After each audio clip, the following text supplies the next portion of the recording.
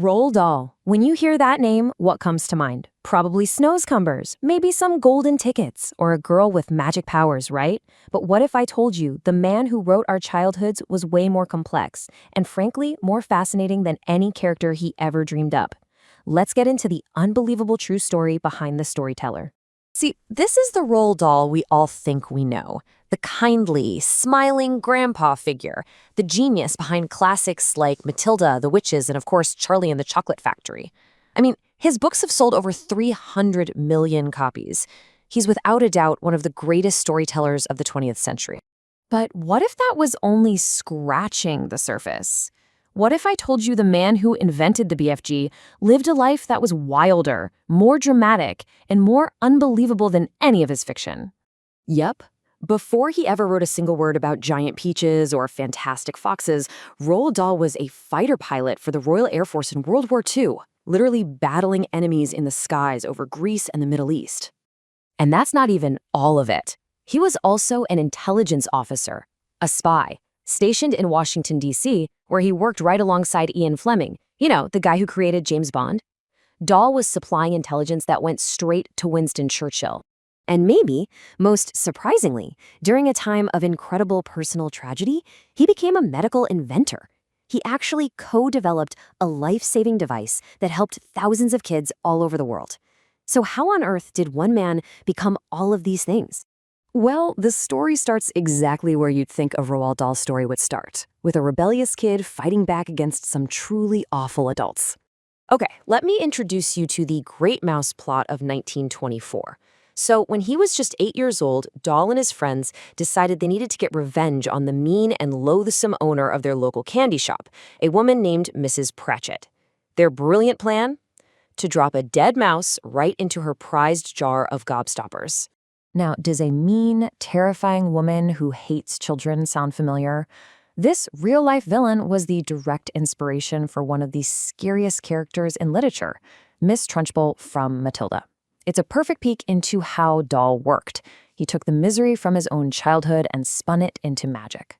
The giant, monstrous adults in his books, they weren't just made up. They were ghosts from his past. But that candy shop wasn't the half of it. The cruelty got a lot worse at his boarding school, Repton. Dahl absolutely hated the place, describing this culture of hazing and just brutal physical punishment where older boys and teachers had total power over the younger kids. And you can just hear in his own words how deeply this stayed with him. That feeling, that absolute hatred of cruelty and injustice, it became the beating heart of all his stories, didn't it? From Matilda standing up to the Trunchbull to Charlie Bucket winning out against a world of greed. So after school, Dahl decided against university. He wanted adventure. And he found it, big time, in the skies of World War II. In 1939, he joined the RAF. Just a year later, he crash-landed his plane in the Libyan desert, fracturing his skull, and was even temporarily blinded. I mean, it's a miracle he survived, but he did, recovered, and got right back in the cockpit to fly in the Greek campaign in '41. Eventually, his injuries made him unfit to fly, so in 1942 they sent him to Washington, D.C., and his life took yet another wild turn. And let's be clear, he wasn't just any pilot. He was an ace. That's a title you earn. He had 5 confirmed aerial victories, which puts him in this really elite group of the most skilled, most daring pilots of the entire war. So how did he become a writer? Well, you're not going to believe it, but it was basically a total accident. While he was in Washington, he met this famous novelist, C.S. Forester. Forester asked him to just jot down some notes about his experiences flying. Well, Forester was so blown away by Dahl's natural storytelling that he sent the notes straight to a magazine, almost exactly as Dahl had written them. And just like that, Roald Dahl the fighter ace became Roald Dahl the writer. After the war, Dahl's life was a mix of incredible success and just unimaginable heartbreak. And it's how he responded to that tragedy that shows us yet another hidden side of this incredible man. In 1960, his infant son Theo was in a horrible accident that caused a severe brain injury, leading to a condition called hydrocephalus, basically water on the brain.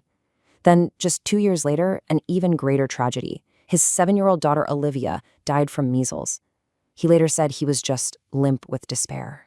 But Roald Dahl didn't just despair. He fought back. He was so frustrated with the medical shunts they were using for his son's condition that he got together with a neurosurgeon and a brilliant engineer and helped invent a brand new, much more reliable device, the Wade-Dahl valve. And get this, the WDD valve was used successfully on nearly 3,000 children all around the world. So the same man who was writing these incredible stories for children also helped invent a device that literally saved their lives. It's just amazing. The pain of losing Olivia, though, that never left him. He dedicated one of his most famous books, the BFG, to her memory. And for the rest of his life, he was a fierce, vocal champion for childhood immunization, begging parents not to let another child suffer the way his daughter had. So when you put it all together, you have the hero, the inventor, the grieving father, and the master storyteller. But as with all real stories, the legacy he left behind, well, it's complicated. I mean, there's just no denying his colossal impact on literature. Over 300 million books sold, countless awards. His work continues to shape the imaginations of kids absolutely everywhere. But in his later life, Dahl made statements that were unequivocally anti-Semitic. In a 1990 interview, he said this, causing immense pain and leaving a really deep stain on his otherwise heroic image that people are still grappling with today. 30 years later, in 2020, his family and estate issued a formal apology for those remarks. They acknowledged the lasting hurt his words had caused and directly condemned his prejudice. Which leaves all of us with a difficult but really important question. It's obvious that Roald Dahl wasn't the simple grandfatherly figure we might have imagined. He was a man of huge contradictions, shaped by cruelty, forged in war, driven by an incredible love for his children, and also capable of real prejudice. So how does knowing the full, complicated truth of the man behind the magic change the way we read his stories?